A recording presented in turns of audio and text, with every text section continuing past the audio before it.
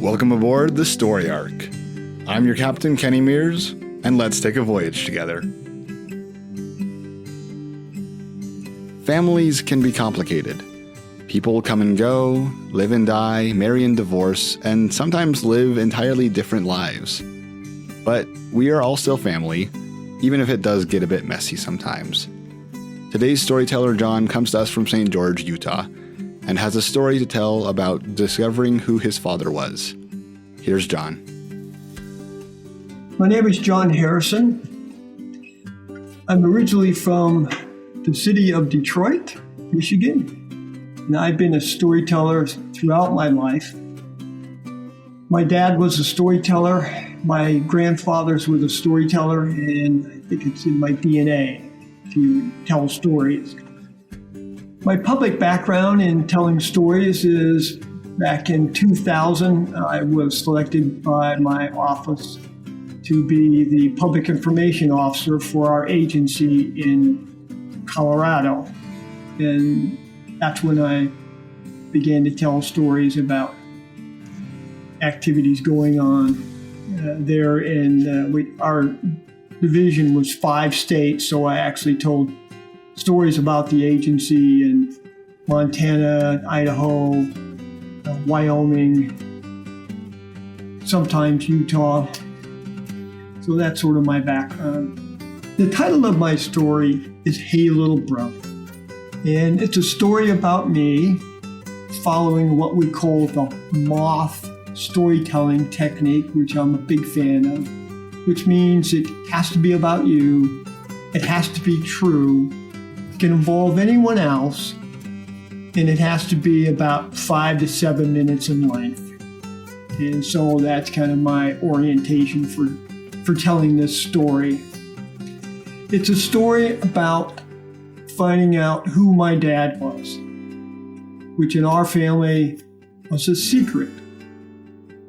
And the story is actually told to me somewhat by my oldest sister, who had heard it from her dad.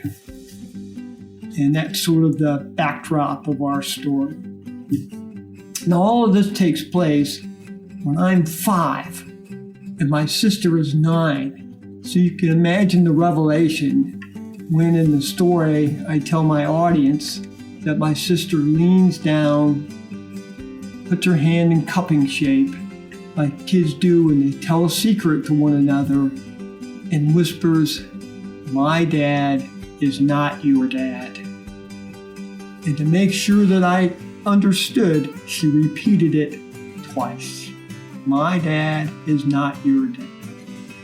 So that's her big secret. And of course, now it's my secret. And that follows a pattern that we find in situations where people are adopted or are foundlings like Harry Potter, who shows up on somebody's doorstep one day, or what we call misattributed parentage, which is what I was, where you have the name of someone on your birth certificate as your dad, but who is not your biological next of kin. And that's sort of what happened to me. So I am a genetic genealogist. I have been for since about 2014, when I decided to take a ancestry DNA test to find out and confirm who my family is. And for about 4 years, I didn't have any joy, as they say. All the people who matched me genetically were like 9th cousins, 10 times removed. Not really helpful. But in 2018, my dad's 3rd cousin had taken a DNA test on Ancestry. And one morning, he popped up as a match. And there's a way on Ancestry you can send somebody a chat and say, "Hey, it looks like we're related. Would you be interested in talking?" And so we exchanged some information for about a week. I gave him my phone number, and then Saturday morning he called me. And with that, I found out that he was holding on to records which included information about my dad and how my Grandpa George had immigrated from Scotland in 1927 and came to America and settled in Dearborn, Michigan, and got hired by Henry Ford, as in the Henry Ford, to build cars. Now, as it turned out, he wasn't the only one to leave Scotland. My grandpa's oldest sister, her name is Jean, she went to Edmonton, Canada, sort of straight up and a little bit to the left. And so they had migrated here, or immigrated here, and that's how our family started here in the States. I consider myself a second-generation American. My parents being the first-generation American. My mother's dad was Florentine Castillo, and he was an immigrant from Guatemala. So there's an interesting side-by story there about how my grandfather, Frank, as we used to call him, who had a heavy Hispanic accent, wooed my grandmother, who at the time was living in Kentucky, who was a Scottish ancestral Southern belle. Now, can you imagine her Southern twang, like how you all doing and all that kind of stuff, and my grandfather's, heavy Hispanic accent? I thought, how did this work? How did this courting take place? So my grandfather Frank was an avid storyteller. You couldn't stop him. He'd sit down and say, I'm feeling a story coming on. And he told us oral stories. My dad was the same way, which you learn from my granddad. Being from Scotland, as we say in Scotland, we tell stories of legends, myths, and superstitions. That's just what we do. So with that, let me dive into my story. The story is entitled, Hey Little Brother. So whenever anyone asks me about my family, I tell them it's complicated. My story begins on a hot, muggy summer day in 1959 while I'm living in a one-bedroom studio apartment in the city of Detroit with my oldest sister Betty, age 9, and my mother Ann and her live-in boyfriend George. On that day, my sister Betty tells me that she has a big secret to tell me. I was intrigued and excited because up to this point in my life, I hadn't had any secrets. I was only 5. I hollered across the room in a low voice, "What is it?" She looked at me with the most serious look a 9-year-old could muster and put her index finger up to her lips, just like my kindergarten teacher used to do, signaling me to be quiet. Immediately afterwards, she did the strangest things. She cautiously walked over to the door to our room, stuck her head out, looked both ways to see if anybody was listening, stepped back, slowly shut the door, and locked it.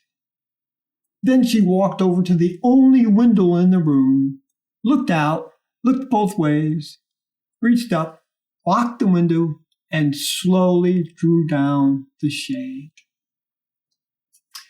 Now, by this time, my 5-year-old imagination is running wild with anticipation as to what this secret could be.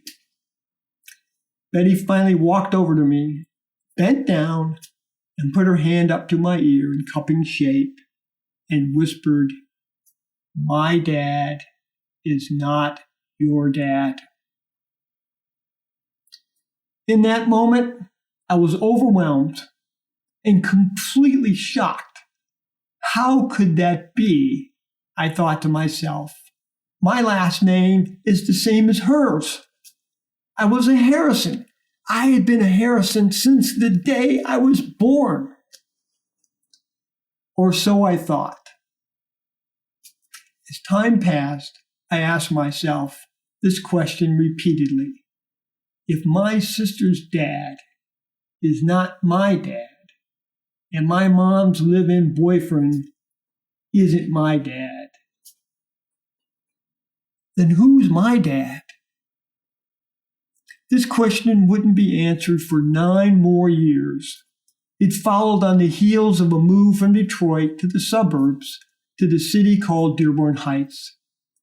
We moved there with my mom, George, who she eventually married a few years prior, and included the birth of 3 more siblings. Our realtor was none other than my sister Betty's dad, whose name was Richard Harrison, who was listed as the father of record on my birth certificate. The two of them lived just 3 blocks away. I had since learned through the years that Richard had divorced my mother 4 years after my birth in 1958.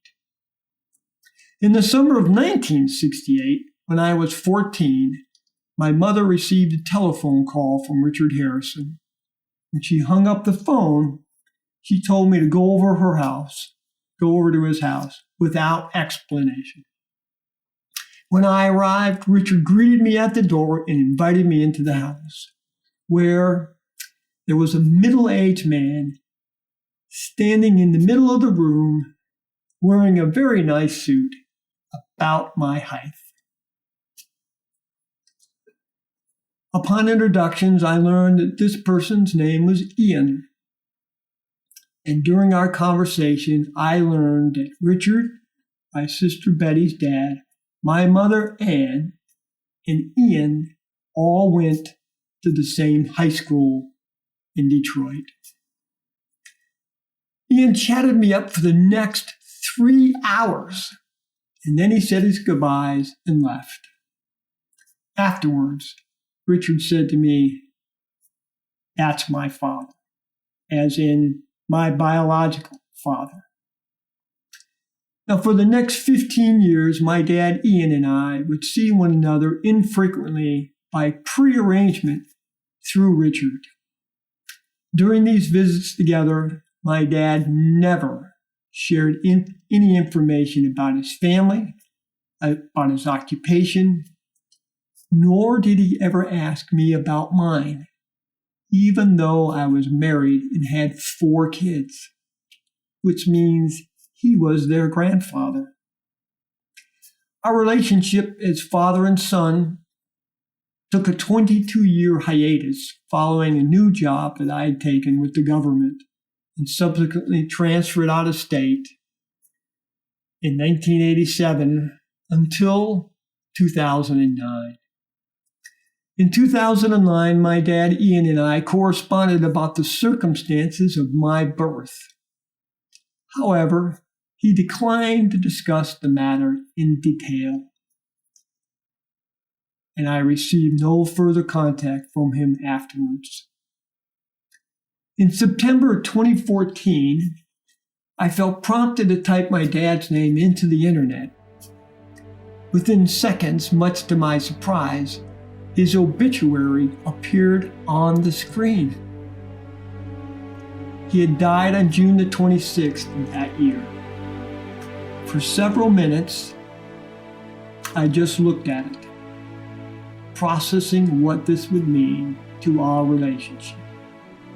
I felt sick inside that we would never be able to come to an understanding about our lives together as father and son. Then I read his obituary. It was the longest obituary I had ever read, a total of 2.5 pages online. The obituary was published on the mortuary's website.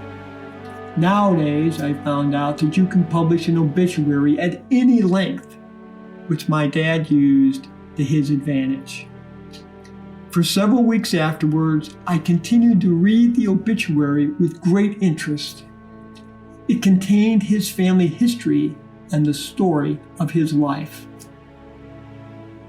His obituary also included a roadmap for me to find his family, my family, our family. It answered my many questions about where my family was from, my heritage, his health history, and what he did for a living, and his greatest achievements. That included information about his second family, which he never talked about. In fact, my dad provided so much information in his obituary that my wife and I became suspicious about its true purpose and audience. I began to wonder who the obituary was written for. Given the size of my dad's family, everyone would have known all of the details mentioned except for me.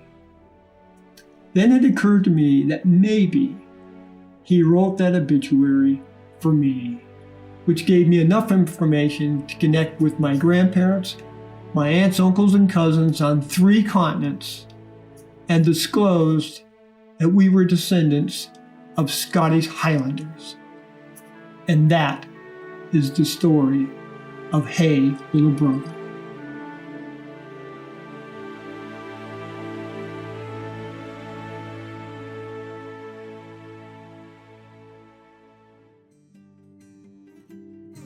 The Story Arc is a production of Food for Thought Audio. This episode was written, produced, and edited by me, Kenny Mears.